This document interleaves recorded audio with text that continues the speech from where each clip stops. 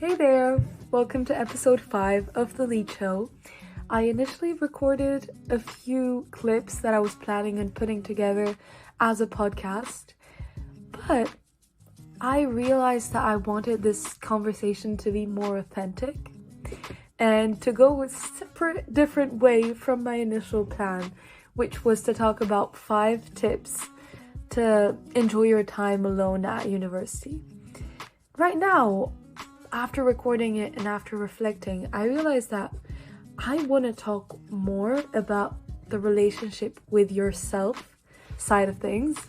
So I'll cover the points I had planned, but I'll also let myself speak freely.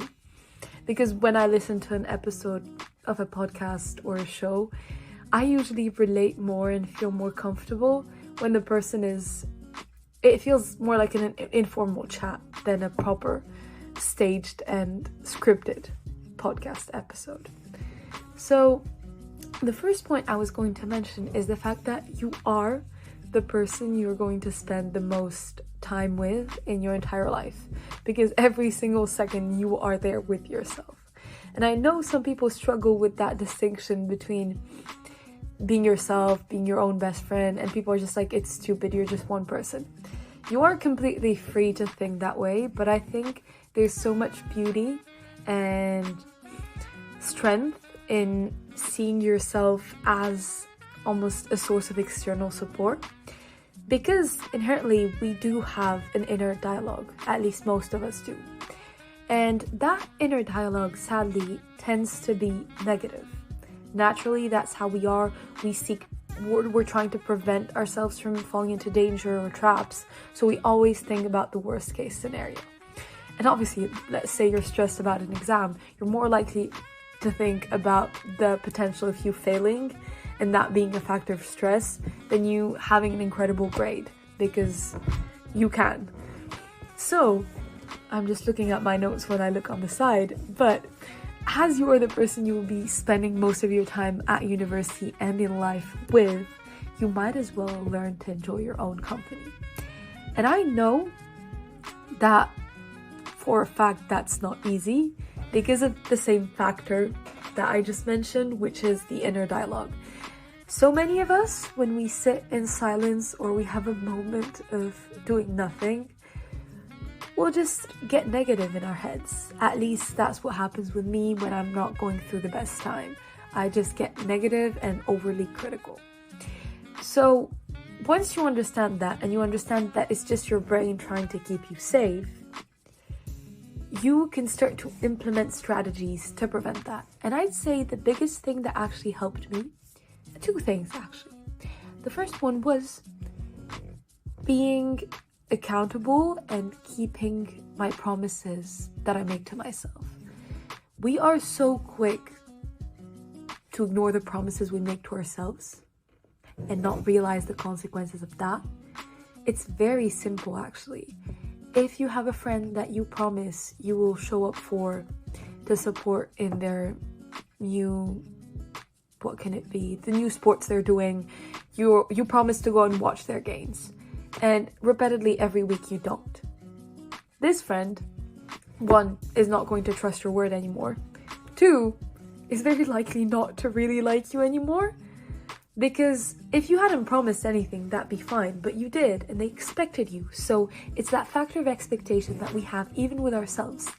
If I say I am going to do work today, and I don't, and I do that all over and over and over again, it's normal that at the 10th time, my brain's just like, you're lazy, you won't do it anyways.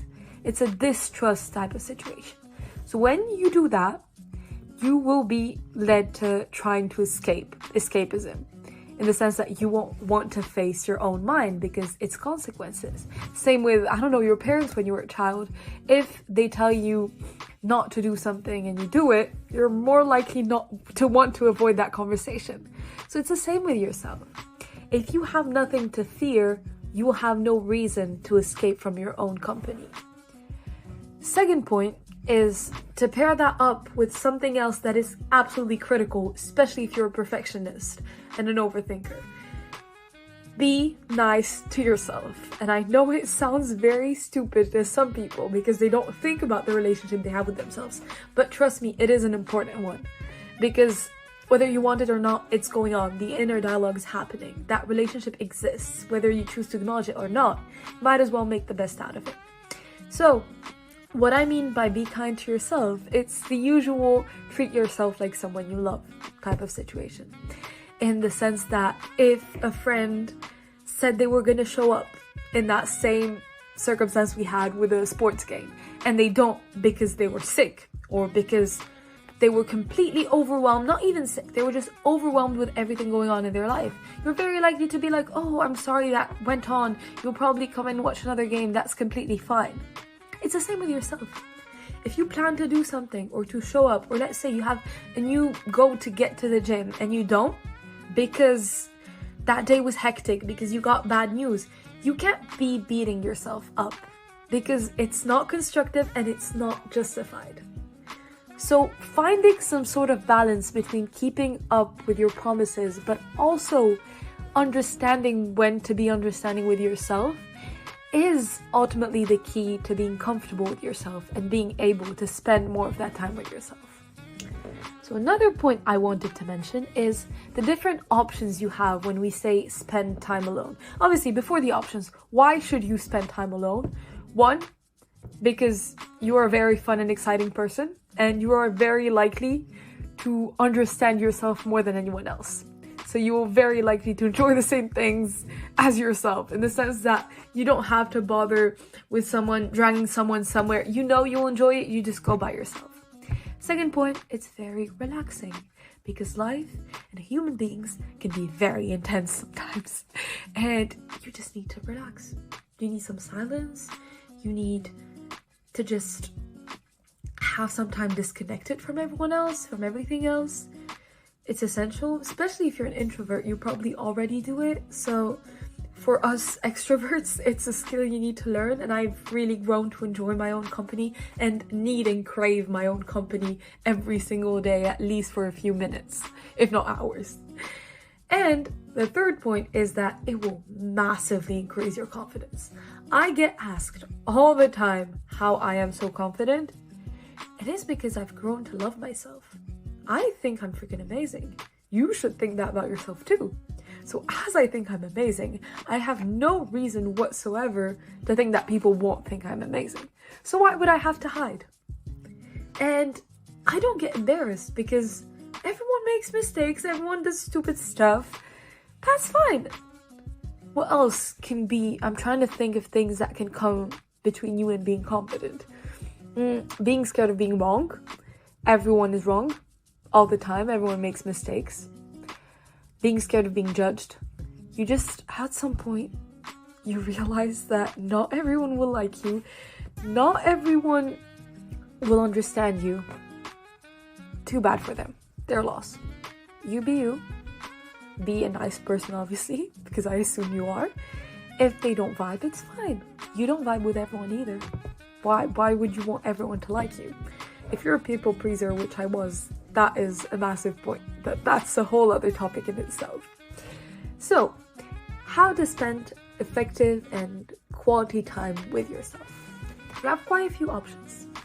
First option, do nothing, in the sense that you could just relax, journal, meditate, go on a walk, do something that's very chill, gets you to reconnect with yourself. Sometimes even, I don't care if I sound crazy, but have a conversation with yourself out loud. Just try to think things through. Try to think about things you love about yourself, about good things that happen. And if any negative thoughts come in, that's completely fine. Don't feel guilty, don't feel scared. Your thoughts are just like clouds. I love that analogy. They come through, you can pick one, attach yourself to it, release it, and let them roll. I know I sound stupid right now, but I hope this makes sense. So you don't really have to attach yourself to any of your thoughts. And the biggest proof that your thoughts are fake is that if you're happy right now and you think one thing, and you're sad later on and you think the same thing, you're not going to perceive it the same. For example, I was just thinking about the amount of assignments I had for winter break, which is a lot, and tests and everything. And when I was on my happy, fine era a few days ago, I was like, I have a lot of time. I'm lucky it's during winter break, not term time, all of that. Today I was stressed. I was panicking. I was like, I'm not gonna have time. 5 weeks is not enough. Your thoughts shape your reality, in the sense that the thoughts you choose to put a value into will shape the narrative. But thoughts by themselves that you don't interact with are just clouds passing. Hope that makes sense.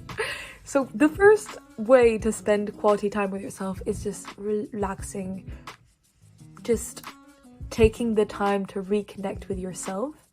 And within that, you will be faced with negative thoughts, but you have the right to ignore them. Your brain's just trying to keep you safe. They're not true.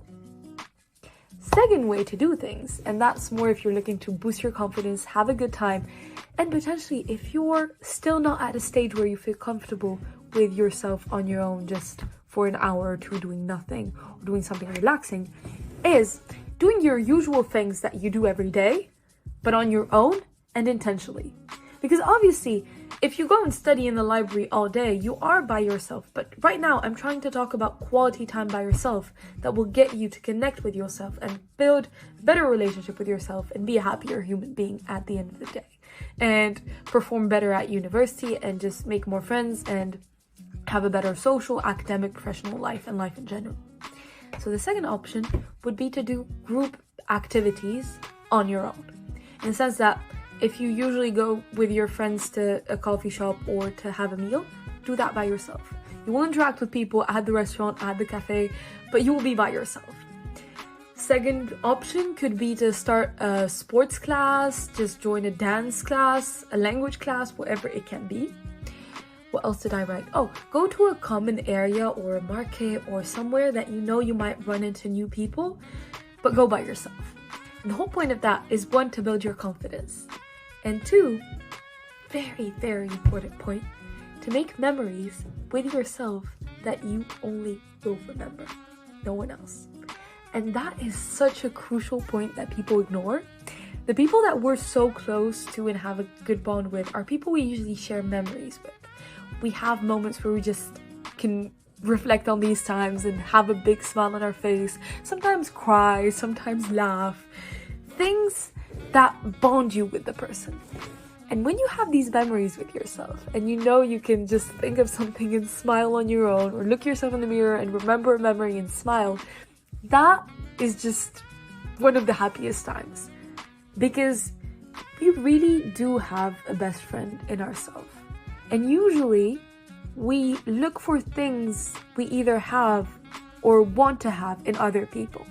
So if you already have these qualities, or you want to have these qualities and you're working towards them, you have someone that is there with you that has them. Obviously, that doesn't mean don't have friends or a social life. You should, because that's very important. We'll get to that in a second. But be your own best friend. You might as well, because as we said, you spend most of your life with yourself. What else do you have on here? Oh, I've come to my last point. If anything else comes up, I'll add it, but the main point I wanted to end with was the fact that this is all incredible and you need to spend time by yourself, spend quality time with yourself. But like everything, nuance, balance, key words.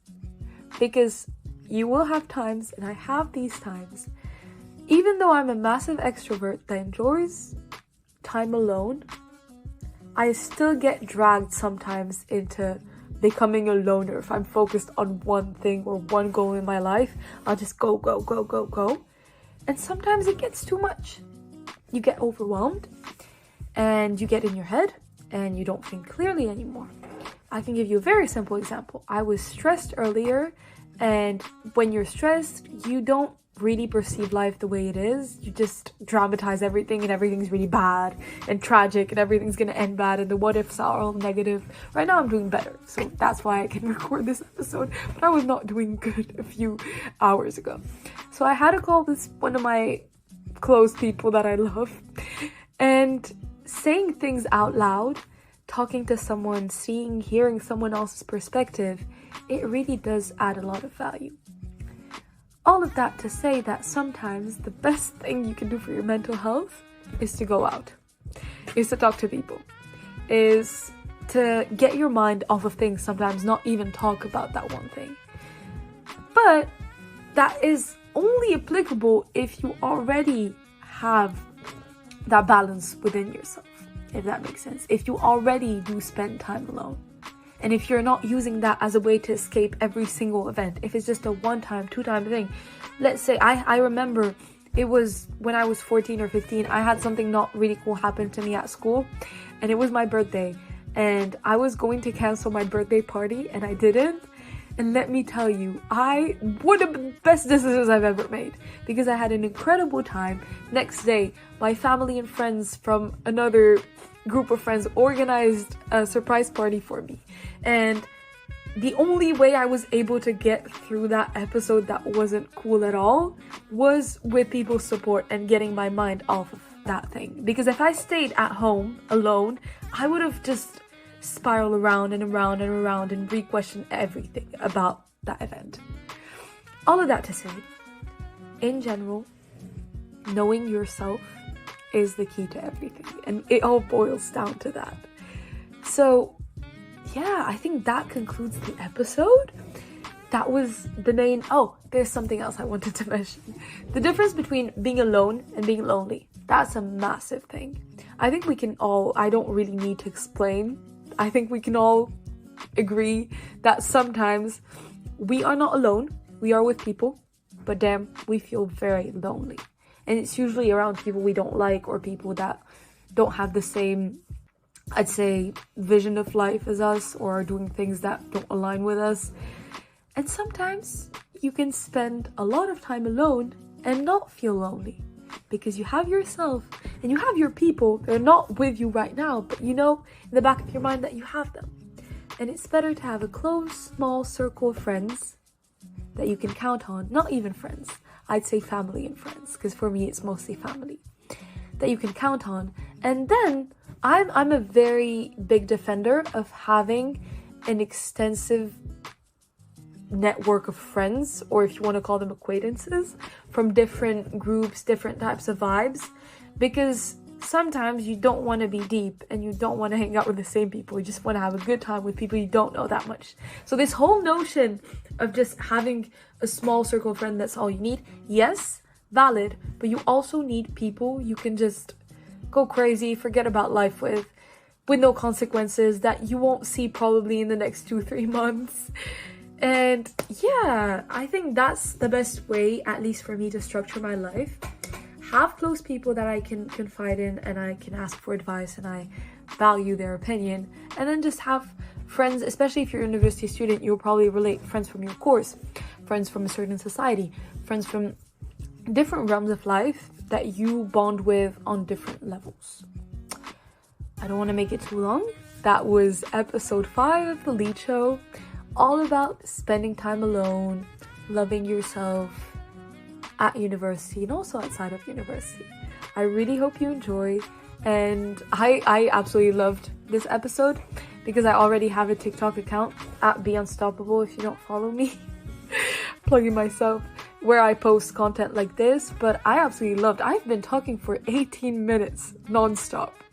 So I really hope you enjoy. I really hope this helps at least one of you. And I hope you have an amazing day. Bye!